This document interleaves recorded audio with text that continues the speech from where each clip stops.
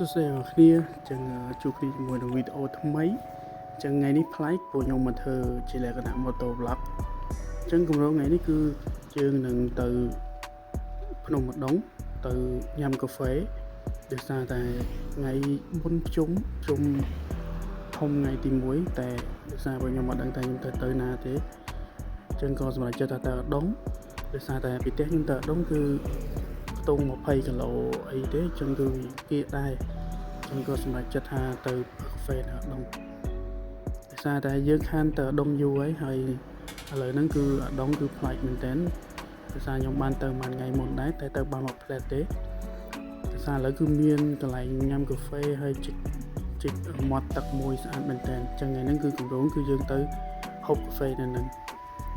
អញ្ចឹងតាមទេសភាពតាមផ្លូវអីគឺទលាយទេដោយសារតែ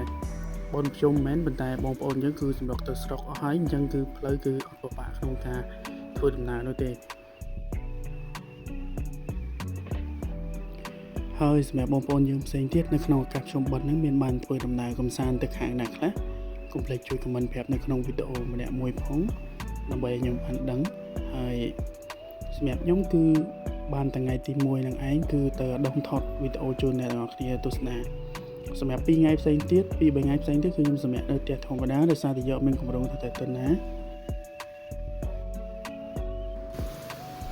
ចេញធ្វើ vlog ថ្ងៃទី1គឺរោគរាក់តែម្ដងអ្នកទាំងអស់គ្នាគឺភ្លៀងដូចចាក់ទឹកចឹងយើងក៏សម្រាប់ចិត្តឈប់សម្រាប់ប្រហែលជា5នាទី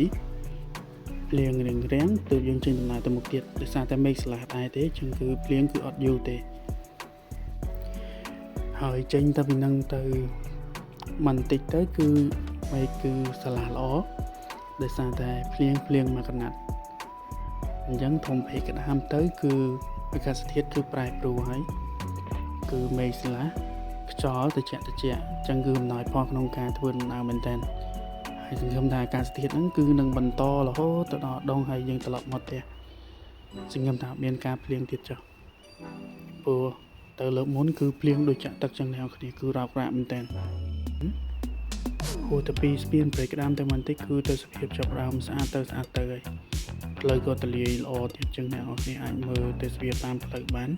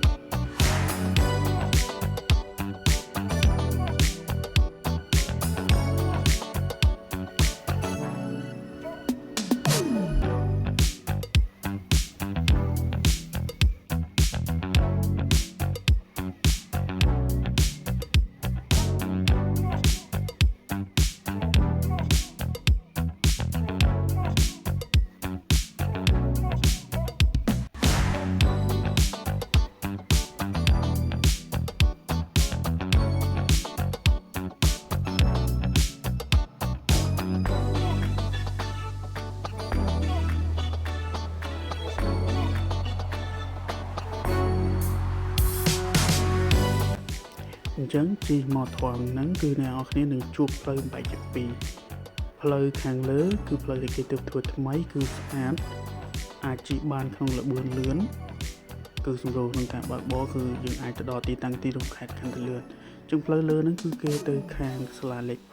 5ទៅកំពង់ឆ្នាំងទៅបាត់ដំបងទៅផុយប៉ែតអីចឹងទៅអ្នកនរគ្នាហើយផ្លូវខាងក្រោមគឺជាផ្លូវយើងត្រូវមកព្រោះយើងទៅដងបើសិនយើងទៅផ្លូវលើគឺវានឹងហួសទីតាំងរបស់យើងចឹងផ្លូវក្រោមនេះគឺយើងអាចទៅដងទៅកំពង់ស្ពឺអីបានចឹងនេះផ្នែកមកខាងផ្លូវក្រោមទៅគឺយើងជិះទៅត្រង់បន្តិចទៅគឺយើងនឹងឃើញខ្លងទ្វារព្ររមនីយដ្ឋានដងចឹងគឺដូចអ្នកនរគ្នាបានឃើញក្នុងរូបចឹងគឺយើងដល់ខ្លងទ្វារហើយយើងអាចកាច់ចូលទៅបានហើយសម្រាប់មេឃគឺចាប់បានប្រែប្រួលទៀតហើយគឺអត់ដូចអីដែលយើងពឹងទុកនោះទេ គឺ គឺចាប់ដើមខ្មៅបដាអីអ្នកនរគ្នាដូចឃើញក្នុងវីដេអូអញ្ចឹងណាចឹងខ្ញុំអត់ដឹងថាគឺទៅដល់ហ្នឹងគឺអាចនឹងអង្គុយញ៉ាំកាហ្វេបានយូរអត់ទេព្រោះតែមេឃនេះគឺមើលទៅគឺអត់ស្រួលបដាហើ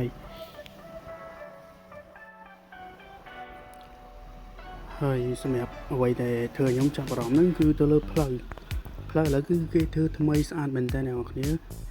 គឺផ្លូវកស៊ូព្រោះខ្ញុំមកមុនហ្នឹងគឺតាំងពីជំនាន់គួរក្រហមអ្នកនរគ្នាចឹងជិះទៅម្ដងគឺហុយមែនតើហើយបើខែភ្លៀងទេមិនបាច់និយាយទេគឺក្លុកធំមកប៉ុណ្ណាណី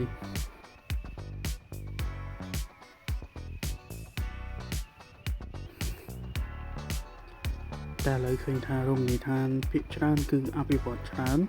ដោយសារតែទី1គឺកត្តាភ្ញៀវទេសចរមកលេងប្រទេសយើងឥឡូវច្រើនហើយប្រជាជនយើងឥឡូវក៏ចូលចិត្តក្នុងការសម្រាកលំហែកាយដើរលេង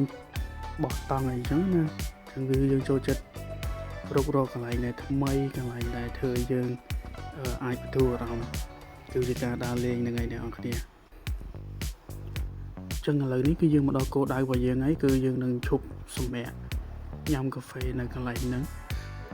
ហើយយើងកំពុងតែជិះតិចដើម្បីឲ្យផ្លូវចូលអ្នកនរគ្នា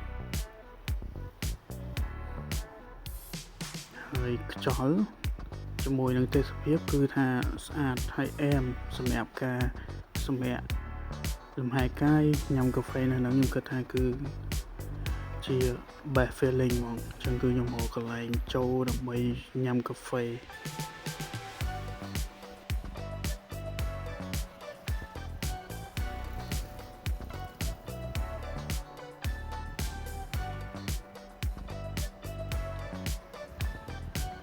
ចឹងបន្ទាប់ពីយើងជិះហើយគឺយើងរកឃើញផ្លូវចូលយើងនឹងជិះទៅមុខតិចព្រោះមើលកន្លែងតំណងដើម្បីអង្គុយញ៉ាំកាហ្វេមើលមាត់ទឹក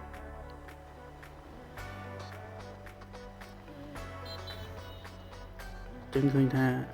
នៅនេះក៏មានបងប្អូនយើងជាច្រើនដែលគាត់មកលំហែកាយអង្គុយជុំគ្នាមិត្តភ័ក្តិសិស្សសាលារៀនសូត្រគាត់អង្គុយជុំគ្នាភាសាគ្នានៅហ្នឹងចឹងសម្រាប់ខ្ញុំក៏មក relax ជាមួយពួកគាត់នៅហ្នឹងដែរឃើញថា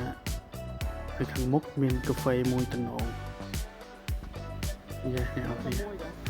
ចឹងយើងក៏សម្រេចចិត្តចូលទៅហាងកាហ្វេរបស់គាត់តូបកាហ្វេមិនហាងតូបកាហ្វេរបស់គាត់គឺគាត់មានដាក់តុកៅអី camping តំណងចឹងយើងក៏សម្រេចចិត្តឈប់ញ៉ាំកាហ្វេនៅកន្លែងគាត់ចឹងយើងមកកន្លែងចតម៉ូតូសិនហើយធ្វើការ order drink ទាំងអស់គ្នា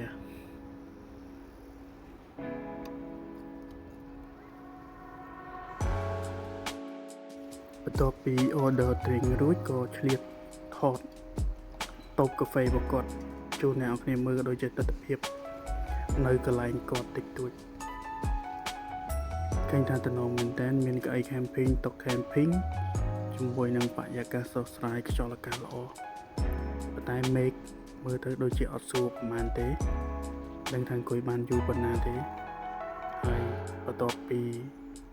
និយាយមិនទាន់ផុតពីមាត់ផងមេឃក៏ចាប់ផ្ដើមភ្លៀងដូចចាក់ទឹកមួយសាទៀត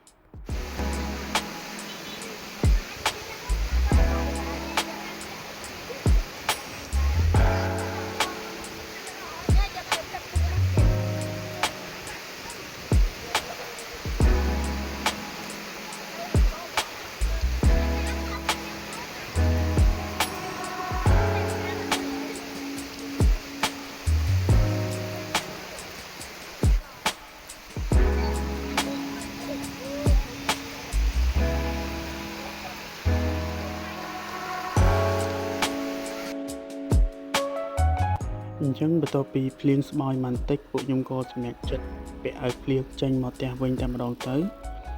ព្រោះអត់ចង់នៅយូរទៀតព្រោះមេឃហ្នឹងគឺដឹងថាអត់រាំងទេហើយណាមួយយើងជាប់យកកូនទូទៅមួយផងអញ្ចឹងគឺកុំឲ្យពិបាកខ្លាចគាត់ផ្ដាសាយឈឺអញ្ចឹងណាអ្នកនរគ្នាព្រោះថាមេឃភ្លៀងមិញដូចអ្នកនរគ្នាឃើញអញ្ចឹងគឺភ្លៀងខ្លាំងមែនតើដល់ថ្នាក់ឈរទៅឈប់នៅក្នុងតង់គេហើយក៏នៅសាច់ត្រូវខ្លួនជោគទៀតអ្នកនរគ្នា ចឹងក៏ឆ្លៀតអាប់ដេតជីមករៀងភ្លៀងអាប់ដេតវីដេអូមកផ្ទះវិញជូនអ្នកទាំងអស់គ្នាចឹងនេះគឺយើងជិះទៅផ្ទះវិញហើយគឺថារកប្រាក់មែនតើជិះឡើងពីយូរទៅដល់គឺអង្គុយផឹកកាហ្វេបានទៅ5នាទីមិនទាន់សូបួរផងក៏ភ្លៀងមកដូចចាក់ទឹកអញ្ចឹងវីដេអូយើងគឺមានតែប៉ុណ្្នឹងទេហើយអរគុណអ្នកនរគ្នាដែលបានតាមដានទស្សនាបាទដូចបងប្រុសពីអ្នកនេះជីនេះក៏សើមជោគអាវដែរផ្លូវមកផ្ទះតែមួយពាក់អាវភ្លៀងលាន់អញ្ចឹងអរគុណអ្នកនរគ្នាហើយជួបគ្នានៅវីដេអូក្រោយទៀតបាយបាយ